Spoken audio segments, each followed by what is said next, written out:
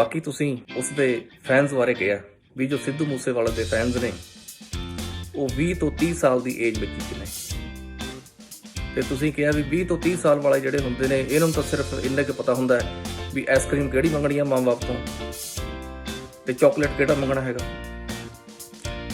ਮੇਰਾ ਖਿਆਲ ਹੈ ਮੈਂ ਤੁਹਾਡੀ ਨੌਲੇਜ ਤੋਂ ਬੜਾ ਹੈਰਾਨ ਹੋਇਆ ਤੇ ਤੁਹਾਡੇ ਐਂਕਰ ਦੀ ਤੋਂ ਵੀ ਮੂਸੇਵਾਲੇ ਦਾ ਕੇਸ ਡਿਸਕਸ ਕੀਤਾ। ਵੈਪਨ ਉਹ ਅਸਲੀ ਨੇ ਜਾਂ ਫਿਰ ਸ਼ੂਟਿੰਗ ਦੇ ਦੌਰਾਨ ਯੂਜ਼ ਹੋਣ ਵਾਲੇ ਨਕਲੀ ਰੈਪਲੀਕਾ ਵੈਪਨ ਨੇ।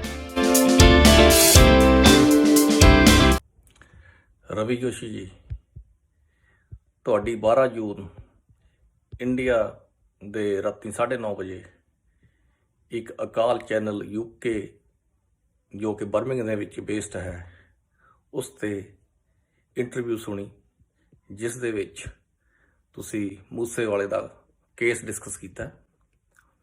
ਤੁਹਾਡੇ ਐਂਕਰ ਨੇ ਤੁਹਾਡੀ ਇਹ ਇੰਟਰੋਡਕਸ਼ਨ ਦਿੱਤੀ ਹੈਗੀ ਉਸ ਦੇ ਵਿੱਚ ਵੀ ਰਵੀ ਜੋਸ਼ੀ ਐਡਵੋਕੇਟ ਉਹ ਸ਼ਖਸ ਹੈ ਜਿਨ੍ਹਾਂ ਨੇ ਪੰਜਾਬ ਸਰਕਾਰ ਤੇ ਪੰਜਾਬ ਪੁਲਿਸ ਦੇ ਨੱਕ ਦੇ ਵਿੱਚ ਦਮ ਕੀਤਾ ਹੋਇਆ ਹੈ। ਤੁਹਾਡੇ ਚੈਨਲ ਤੇ ਦੱਸਣ ਮੁਤਾਬਕ ਤੁਸੀਂ ਮੂਸੇਵਾਲੇ ਨੂੰ ਜਾਣਦੇ ਨਹੀਂ ਸੀ ਤੇ ਤੁਹਾਨੂੰ ਬਾਹਰੋਂ ਕਿਸੇ ਦੋਸਤ ਦਾ ਫੋਨ ਆਇਆ ਕਿ ਕੋਈ ਵੀਡੀਓ ਵਾਇਰਲ ਹੋਈ ਹੈਗੀ ਤੇ ਕਰਫਿਊ ਦੇ ਦੌਰਾਨ ਕੋਈ ਸ਼ਖਸ ਪੰਜਾਬ ਦੇ ਵਿੱਚ ਬਾਹਰ ਤੁਰਿਆ ਫਿਰ ਰਿਹਾ ਤੇ ਤੁਸੀਂ ਉਸਦੀ ਵੀਡੀਓ ਦੇਖੀ। ਵੀਡੀਓ ਦੇਖ ਕੇ ਤੁਸੀਂ PIL ਪਾਉਣ ਵਾਸਤੇ ਡਿਸਾਈਡ ਕਰ ਲਿਆ। PIL ਪਾਉਣ ਤੋਂ ਪਹਿਲਾਂ ਤੁਸੀਂ ਕੋਈ ਵੈਰੀਫਾਈ ਕਰਨ ਦੀ ਕੋਸ਼ਿਸ਼ ਨਹੀਂ ਕੀਤੀ ਕਿ ਇਹ ਵੀਡੀਓ ਜੈਨੂਇਨ ਹੈ, ਕਿ ਇਸ ਦੇ ਵਿੱਚ ਵੀਡੀਓ ਦੇ ਵਿੱਚ ਦਿਖਾਈ ਦੇਣ ਵਾਲੇ ਵੈਪਨ ਉਹ ਅਸਲੀ ਨੇ ਜਾਂ ਫਿਰ ਸ਼ੂਟਿੰਗ ਦੇ ਦੌਰਾਨ ਯੂਜ਼ ਹੋਣ ਵਾਲੇ ਨਕਲੀ ਰੈਪਲੀਕਾ ਵੈਪਨ ਨੇ। ਬਿਨਾਂ ਕਿਸੇ ਇਸ ਜਾਣਕਾਰੀ ਦੇ ਲਈ ਤੁਸੀਂ ਹਾਈ ਕੋਰਟ ਨੂੰ ਭੱਜ ਤੁਰ ਪਏ। ਕੀ ਤੁਸੀਂ ਵੈਪਨਸ ਦੇ ਐਕਸਪਰਟ ਹੋ ਵੀ ਤੁਹਾਨੂੰ ਵੀਡੀਓ ਦੇਖ ਕੇ ਹੀ ਪਤਾ ਚੱਲ ਗਿਆ ਸੀ ਕਿ ਇਸ ਦੇ ਵਿੱਚ AK-47 ਯੂਜ਼ ਹੋਈ ਹੈ, ਜਦੋਂ ਕਿ AK-47 ਦੇ ਕਈ ਮਾਡਲ ਯੂਜ਼ ਹੋ ਰਹੇ ਨੇ ਜਿਨ੍ਹਾਂ ਦੇ ਵਿੱਚ AK-47 ਵੀ ਹੈ, AK-56 ਵੀ ਹੈ, AK-74 ਵੀ ਹੈ, AK-12 ਵੀ ਹੈ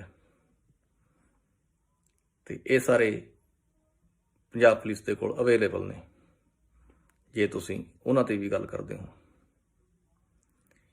ਫਿਰ ਤੁਸੀਂ PIL ਪਾ ਦਿੱਤੀ। ਉਸ ਦੇ ਪਿੱਛੋਂ ਤੁਹਾਨੂੰ IG ਪਟਿਆਲਾ ਰੇਂਜ ਸਰਦਾਰ ਜਤਿੰਦਰ ਸਿੰਘ ਔਲਖ IPS ਉਹਨਾਂ ਨੇ ਕੋਰਟ ਨੂੰ ਇਹ ਅਸ਼ੋਰਟੀ ਦੇ ਦਿੱਤੀ ਹੈ ਵੀ ਅਸੀਂ ਇਸ ਦੀ ਫੇਅਰ ਇਨਵੈਸਟੀਗੇਸ਼ਨ ਕਰਕੇ ਇਸ ਦੀ ਰਿਪੋਰਟ ਦੇਵਾਂਗੇ। ਤੁਸੀਂ ਉਹਨਾਂ ਦੀ ਕੋਈ ਰਿਪੋਰਟ ਵੇਟ ਕਰਨ ਦੀ ਕੋਈ ਕੋਸ਼ਿਸ਼ ਨਹੀਂ ਕੀਤੀ, ਜਦੋਂ ਕਿ ਉਹਨਾਂ ਨੇ ਇੱਕ SP ਲੈਵਲ ਦੇ ਆਫੀਸਰ ਦੀ ਇਨਕੁਆਇਰੀ ਦੇ ਉੱਤੇ ਡਿਊਟੀ ਲਾ ਦਿੱਤੀ ਸੀਗੀ। ਤੇ ਦੂਜਾ, ਕਰੋਨਾ ਦੇ ਵਜ੍ਹਾ ਕਰਕੇ ਸਾਰੇ ਡਿਪਾਰਟਮੈਂਟਸ ਖਾਸ ਕਰਕੇ ਪੁਲਿਸ, ਹੈਲਥ, ਈਵਨ ਪੋਲੀਟੀਸ਼ੀਅਨ ਜਿਹੜੇ ਗਵਰਨਮੈਂਟ ਦੇ MLA ਮਿਨਿਸਟਰਸ ਉਹ ਸਾਰੇ ਕਰੋਨਾ ਦੇ ਰਾਹਤ ਦੇ ਵਿੱਚ ਲੱਗੇ ਹੋਏ ਨੇ ਤੇ ਇੱਦਾਂ ਦੀਆਂ ਜਿਹੜੀਆਂ ਨੋਰਮਲ ਇਨਕੁਆਇਰੀਜ਼ ਵਗੈਰਾ ਸੀਗੀਆਂ ਉਹ ਆਪਣੇ ਟਾਈਮ ਤੋਂ ਸਕੈਜੂਲ ਤੋਂ ਬਿਹਾਈਂਡ ਚੱਲ ਰਹੀਆਂ ਨੇ ਕਾਫੀ। ਤੁਸੀਂ ਫਿਰ ਹਾਈ ਕੋਰਟ ਦੇ ਜੱਜ ਸਾਹਿਬ ਦੀ ਵੀ ਕੋਈ ਟਰਸਟ ਨਹੀਂ ਕੀਤਾ। ਤੁਹਾਡੇ ਕਹਿਣ ਮੁਤਾਬਕ ਹੀ ਤੁਸੀਂ ਫਿਰ ਇੱਕ ਚਿੱਠੀ ਪ੍ਰਾਈਮ ਮਿਨਿਸਟਰ ਨੂੰ ਲਿਖੀ ਇੰਡੀਆ ਦੇ ਨੂੰ, ਇੱਕ ਤੁਸੀਂ ਹੋਮ ਮਿਨਿਸਟਰ ਨੂੰ ਲਿਖੀ ਤੇ ਵੀ ਪੁਲਿਸ ਜਿਹੜੀ ਹੈਗੀ ਆਪਣੀ ਕਾਰਵਾਈ ਪੂਰੀ ਨਹੀਂ ਕਰ ਰਹੀ ਤੇ ਉਸ ਨੂੰ ਅਰੈਸਟ ਨਹੀਂ ਕਰ ਰਹੀ। ਤੇ ਉਸ ਦੇ ਇਲਾਵਾ ਜੇ ਤੁਸੀਂ ਪ੍ਰਾਈਮ ਮਿਨਿਸਟਰ ਨੂੰ ਤੇ ਹੋਮ ਮਿਨਿਸਟਰ ਅਮਿਤ ਸ਼ਾਹ ਜੀ ਨੂੰ ਬਜਾਏ ਕਿ ਇਸ ਦੇ ਚਿੱਠੀਆਂ ਲਿਖਦੇ ਤੇ ਉਹਨਾਂ ਨੂੰ ਇਹ ਚਿੱਠੀਆਂ ਲਿਖਦੇ ਵੀ ਜੋ ਪੰਜਾਬ ਤੋਂ ਲੇਬਰ ਆਈ ਹੋਈ ਸੀ ਦੂਜੇ ਸਟੇਟਾਂ ਤੋਂ ਕੰਮ ਕਰਨ, ਤੇ ਉਹ ਵਾਪਸ ਆਪਣੇ ਘਰਾਂ ਨੂੰ ਚੱਲ ਪਈ ਹੈ, ਜਿਨ੍ਹਾਂ ਨੂੰ ਕਿ ਲਿਜਾਣ ਵਾਸਤੇ ਕੋਈ ਸਾਧਨ ਨਹੀਂ ਹੈ। ਕਿਸੇ ਦਾ ਸੜਕ ਦੇ ਉੱਤੇ ਬੱਚਾ ਜੰਮ ਰਿਹਾ, ਕੋਈ ਬਿਮਾਰ ਹੋ ਗਿਆ, ਕੋਈ ਭੁੱਖਾ ਹੈ, ਕੋਈ ਕੁਛ ਹੈ। ਉਹ ਸਾਰੀ ਜੋ ਸਿਚੁਏਸ਼ਨ ਆ ਉਹ ਟੀਵੀਜ਼ ਦੇ ਉੱਤੇ ਸਾਰੇ ਚੈਨਲਾਂ ਨੇ ਦਿਖਾਈ, ਆਪਾਂ ਵੇਖੀ ਹੈਗੀ। ਉਸ ਦੇ ਬਾਰੇ ਤੁਹਾਡੀ ਕੋਈ ਸੋਸ਼ਲ ਰਿਸਪੌਂਸਿਬਿਲਟੀ ਉੱਥੇ ਨਹੀਂ ਸੀ ਬਣਦੀ। ਤੁਹਾਡੀ ਸੋਸ਼ਲ ਰਿਸਪੌਂਸਿਬਿਲਟੀ ਸਿਰਫ ਇੱਕ ਮਾਮੂਲੀ ਜਾਂ ਅਨਪਰੂਵਨ ਕੇਸ ਉਸ ਨੂੰ ਪਰਸੂ ਕਰਨ ਦੀ ਹੀ ਹੈ। ਤੇ ਬਾਕੀ ਤੁਸੀਂ ਉਸ ਦੇ ਫੈਨਸ ਬਾਰੇ ਕਿਹਾ ਵੀ ਜੋ ਸਿੱਧੂ ਮੂਸੇਵਾਲੇ ਦੇ ਫੈਨਸ ਨੇ ਉਹ 20 ਤੋਂ 30 ਸਾਲ ਦੀ ਏਜ ਵਿੱਚ ਹੀ ਨੇ। ਤੇ ਤੁਸੀਂ ਕਿਹਾ ਵੀ 20 ਤੋਂ 30 ਸਾਲ ਵਾਲੇ ਜਿਹੜੇ ਹੁੰਦੇ ਨੇ ਇਹਨਾਂ ਨੂੰ ਤਾਂ ਸਿਰਫ ਇੰਨਾ ਕੁ ਪਤਾ ਹੁੰਦਾ ਹੈ ਵੀ ਆਈਸਕ੍ਰੀਮ ਕਿਹੜੀ ਮੰਗਣੀ ਆ ਮਾਂ ਬਾਪ ਤੋਂ ਤੇ ਚਾਕਲੇਟ ਕਿਹੜਾ ਮੰਗਣਾ ਹੈਗਾ। ਮੇਰਾ ਖਿਆਲ ਹੈ ਮੈਂ ਤੁਹਾਡੀ ਨੌਲੇਜ ਤੋਂ ਬੜਾ ਹੈਰਾਨ ਹੋਇਆ, ਤੇ ਤੁਹਾਡੇ ਐਂਕਰ ਦੀ ਤੋਂ ਵੀ, ਜਿਸ ਨੇ ਤੁਹਾਨੂੰ ਨਹੀਂ ਟੋਕਿਆ। ਫॉर योर काइंड ਇਨਫੋਰਮੇਸ਼ਨ, 18 ਸਾਲਾਂ ਦੇ ਨੌਜਵਾਨ ਫੌਜ ਦੇ ਵਿੱਚ ਭਰਤੀ ਹੋ ਕੇ ਜਵਾਨਸ, ਕਮਿਸ਼ਨਡ ਆਫੀਸਰਸ 18 ਸਾਲ ਤੋਂ ਲੈ ਕੇ 30 ਸਾਲ ਦੀ ਉਮਰ ਦੇ ਵਿਚਕਾਰ ਵਾਲੇ ਉਹ -30 ਡਿਗਰੀ ਟੈਂਪਰੇਚਰ ਦੇ ਵਿੱਚ ਆਪਣੇ ਮੁਲਕ ਹਿੰਦੁਸਤਾਨ ਦੀਆਂ ਸਰਹੱਦਾਂ ਤੇ ਰਾਖੀ ਕਰ ਰਹੇ ਨੇ ਰਿਸਪੌਂਸਿਬਿਲਟੀ ਦੇ ਨਾਲ। ਇਸੇ ਏਜ ਦੇ ਦੌਰਾਨ ਇਸੇ ਏਜ ਦੇ ਯੰਗ ਮੈਨ ਬਾਹਰਲੇ ਫੋਰਨ ਕੰਟਰੀਜ਼ ਦੇ ਵਿੱਚ ਹੱਦ ਤੋੜਵੀਂ ਮਿਹਨਤ ਕਰਕੇ ਆਪਣੇ ਪਰਿਵਾਰਾਂ ਨੂੰ ਪਾਲ ਰਹੇ ਨੇ। ਪੰਜਾਬ ਦੇ ਵਿੱਚ ਤੇ ਇੰਡੀਆ ਦੇ ਦੂਜੇ ਸਟੇਟਾਂ ਦੇ ਵਿੱਚ ਕੋਈ ਆਪਣੇ ਕੰਮਾਂ ਕਾਰਾਂ ਦੇ ਵਿੱਚ ਹਰ ਇੱਕ ਬੰਦਾ ਮਿਹਨਤ ਕਰਕੇ ਰਿਸਪੌਂਸਿਬਿਲਟੀ ਦੇ ਨਾਲ ਇਸੇ ਏਜ ਦੇ ਵਿੱਚ, ਜੋ ਏਜ ਤੁਸੀਂ ਸਿਰਫ ਆਈਸਕ੍ਰੀਮ ਤੇ ਚਾਕਲੇਟ ਖਾਣ ਵਾਲੀ ਦੱਸੀ ਹੈ, ਉਹ ਆਪਣੇ ਘਰ ਚਲਾ ਰਹੇ ਨੇ। ਉਸ ਦੇ ਵਿੱਚ ਐਂਟਰਪ੍ਰੇਨਰਸ ਵੀ ਹੈਗੇ, ਬਿਜ਼ਨਸਮੈਨ ਵੀ ਹੈਗੇ, ਫਾਰਮਰਸ ਵੀ ਹੈਗੇ, ਫਾਰਮਾਂ ਤੇ ਕੰਮ ਕਰਨ ਵਾਲੇ ਵੀ ਹੈਗੇ ਨੇ, ਬਿਲਡਿੰਗ ਇੰਡਸਟਰੀ ਦੇ ਵਿੱਚ ਵੀ ਹੈਗੇ ਨੇ, ਪੋਲੀਟੀਸ਼ੀਅਨ ਵੀ ਹੈਗੇ ਨੇ। ਹਰ ਤਰ੍ਹਾਂ ਦੇ ਐਕਸਪਰਟਿਜ਼ ਉਹੀ ਨੇ ਜਿਹੜੇ 18 ਤੋਂ 30 ਸਾਲ ਦੀ ਏਜ ਦੇ ਵਿੱਚ ਹੈਗੇ ਨੇ।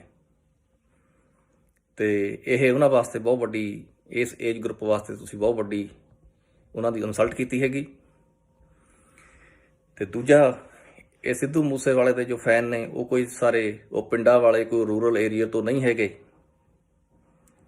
ਤੁਸੀਂ ਇਸ ਦੀ ਸਰਚ ਮਾਰ ਕੇ ਦੇਖੋ, ਇਸ ਦੇ ਫੈਨ ਉਹ ਵੀ ਨੇ ਜਿਹੜੇ ਪਿੰਡਾਂ ਦੇ ਸਰਕਾਰੀ ਸਕੂਲਾਂ 'ਚ ਪੜ੍ਹੇ ਹੋਏ ਨੇ। ਇਸ ਦੇ ਫੈਨ ਉਹ ਵੀ ਹੈਗੇ ਨੇ ਜਿਹੜੇ ਪ੍ਰਾਈਵੇਟ ਸਕੂਲਾਂ ਦੇ ਟੌਪ ਸਕੂਲਾਂ ਦੇ ਵਿੱਚ, ਸਨਾਰ, BCS, ਦੂਨ ਸਕੂਲ ਤੇ ਹੋਰ ਜਿੰਨੇ ਵੀ ਇੰਡੀਆ ਦੇ ਨੋਨ ਸਕੂਲਸ ਨੇ ਉਹਨਾਂ ਦੇ ਵਿੱਚ ਜਿਨ੍ਹਾਂ ਨੇ ਐਜੂਕੇਸ਼ਨ ਲਈ ਹੈਗੀ। ਤੇ ਇਸ ਦੇ fan IIT Kharagpur, IIT Kanpur, IIT Delhi medical colleges ਦੇ ਵਿੱਚ ਮੈਡੀਸਿਨ ਕਰ ਰਹੇ ਨੇ, ਬਾਹਰ ਫੋਰਨ ਕੰਟਰੀਜ਼ ਦੇ ਵਿੱਚ ਹਾਇਰ ਐਜੂਕੇਸ਼ਨ ਵਾਸਤੇ ਗਏ ਹੋਏ ਨੇ। ਸੋ ਇਸ ਤੇ ਉਹ ਮਿਊਜ਼ਿਕ ਦੇ ਫੈਨ ਨੇ। ਤੇ ਤੁਸੀਂ ਇਸ ਦੇ ਵਿੱਚ ਕੋਈ ਕਲਾਸ ਸਿਸਟਮ ਦੇ ਹਿਸਾਬ ਨਾਲ ਇਹ ਡਿਵੀਜ਼ਨ ਨਹੀਂ ਕਰ ਸਕਦੇ, ਕਿਉਂਕਿ ਮੈਂ ਚੰਡੀਗੜ੍ਹ ਦੇ ਵਿੱਚ ਆਪਣੇ ਅੱਖੀਂ ਤੇ ਕੰਨੀ ਇਸ ਦਾ ਮਿਊਜ਼ਿਕ ਬਹੁਤ ਹਾਈ ਪ੍ਰੋਫਾਈਲ ਪਾਰਟੀਆਂ ਦੇ ਵਿੱਚ 4-4, 5-5 ਘੰਟੇ ਵੱਜਦਾ ਸੁਣਿਆ। ਤੇ ਉਸ ਦੇ ਬੱਚੇ ਜਿਨ੍ਹਾਂ ਦੇ ਪੇਰੈਂਟਸ ਜੱਜਸ ਨੇ, ਬਿਊਰੋਕਰੈਟਸ ਨੇ, ਪੋਲੀਟੀਸ਼ੀਅਨ ਨੇ, ਫਾਰਮਰਸ ਨੇ, ਉਹ 4-4, 5-5 ਘੰਟੇ ਇਸ ਦਾ ਮਿਊਜ਼ਿਕ ਦਾ ਆਨੰਦ ਲੈਂਦੇ ਦੇਖੇ ਨੇ। ਤੇ ਤੁਸੀਂ ਆਪਣੇ ਉਸੇ ਇੰਟਰਵਿਊ ਦੇ ਵਿੱਚ ਐਂਕਰ ਦੇ ਇੱਕ ਸਵਾਲ ਦੇ ਉੱਤੇ ਜਵਾਬ ਦਿੱਤਾ ਬਈ ਮੇਰਾ ਮੂਸੇਵਾਲੇ ਨਾਲ ਕੋਈ ਇਸ਼ੂ ਨਹੀਂ ਹੈ, ਮੇਰੀ ਦੁਸ਼ਮਣੀ ਤਾਂ ਪੁਲਿਸ ਨਾਲ ਹੈ। ਐਗਜ਼ੈਕਟਲੀ ਤੁਸੀਂ ਇਹ ਲਫ਼ਜ਼ ਯੂਜ਼ ਕੀਤੇ ਨੇ। ਤੇ ਕੀ ਤੁਸੀਂ ਦੱਸੋਗੇ ਤੁਹਾਡੀ ਦੁਸ਼ਮਣੀ ਪੁਲਿਸ ਨਾਲ ਕਿਸ ਵਜ੍ਹਾ ਕਰਕੇ ਹੈ? ਤੇ ਨੰਬਰ 2, ਤੁਸੀਂ ਪੁਲਿਸ ਬਾਰੇ ਕਿਹਾ ਵੀ ਪੁਲਿਸ ਦੇ ਵਿੱਚ ਗੰਦੀਆਂ ਮੱਛਲੀਆਂ ਨੇ।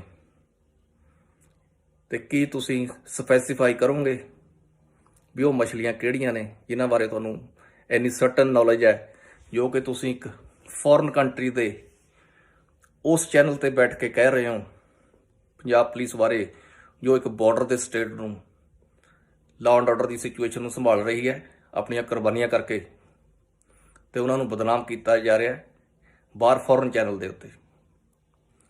ਤੀਜਾ, ਤੁਸੀਂ 2 ਜਾਂ 3 ਵਾਰ ਆਪਣੀ ਇੰਟਰਵਿਊ ਦੇ ਵਿੱਚ ਮੈਂਸ਼ਨ ਕੀਤਾ ਵੀ ਸਰਦਾਰ ਜਤਿੰਦਰ ਸਿੰਘ ਔਲਖ IG ਪਟਿਆਲਾ ਰੇਂਜ ਉਹ IPS ਨਹੀਂ, ਉਹ PPS ਪ੍ਰਮੋਟੀ IPS ਨੇ।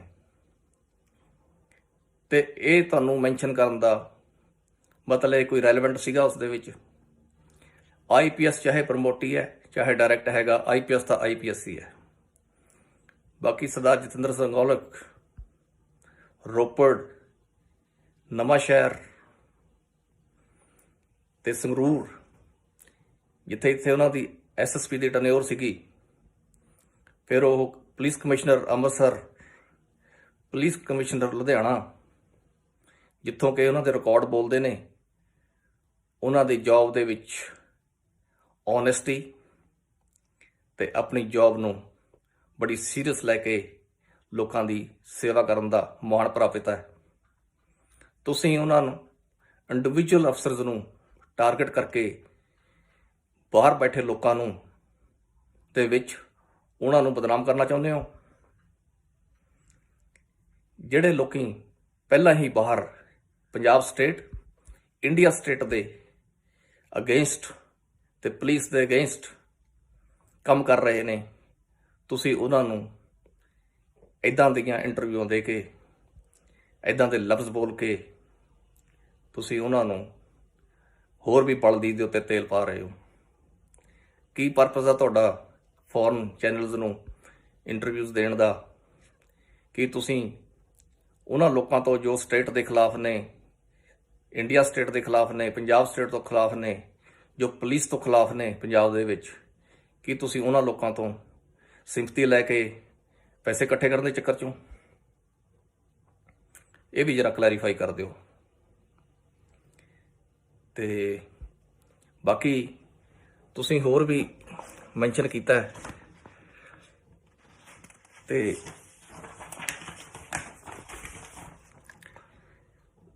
ਤੁਸੀਂ ਸੰਜੇ ਦੱਤ ਦੀ ਐਗਜ਼ਾਮਪਲ ਦਿੱਤੀ ਹੈਗੀ ਵੀ ਉਸ ਨੂੰ ਸੰਜੇ ਦੱਤ ਵੀ ਨਹੀਂ ਬਚ ਸਕਿਆ ਆਰਮ ਐਕਟ ਦੇ ਵਿੱਚ। ਭਾਈ ਸਾਹਿਬ, ਐਡਵੋਕੇਟ ਸਾਹਿਬ, ਤੁਸੀਂ ਕਦੇ ਲੋਕਾਂ ਨੂੰ ਇਹ ਵੀ ਦੱਸਣ ਦੀ ਕੋਸ਼ਿਸ਼ ਕਰ ਦਿਓ ਵੀ ਸੰਜੇ ਦੱਤ ਦੇ ਕੋਲੇ ਨਜਾਇਜ਼ ਖਰੀਦੀ ਹੋਈ AK-47 ਉਸਦੇ ਘਰੋਂ ਰਿਕਵਰ ਹੋਈ ਸੀਗੀ। ਇਸ ਕੇਸ ਤੇ ਉਸ ਕੇਸ ਦੇ ਵਿੱਚ ਜ਼ਮੀਨ ਅਸਮਾਨ ਦਾ ਫਰਕ ਹੈਗਾ। ਫਿਰ ਤੁਸੀਂ ਕਿਵੇਂ ਉਸ ਨੂੰ ਕੰਪੈਰੀਜ਼ਨ ਕਰਾ ਕੇ ਸੰਜੇ ਦੱਤ ਦੇ ਨਾਲ ਜੋੜ ਰਹੇ ਹੋ?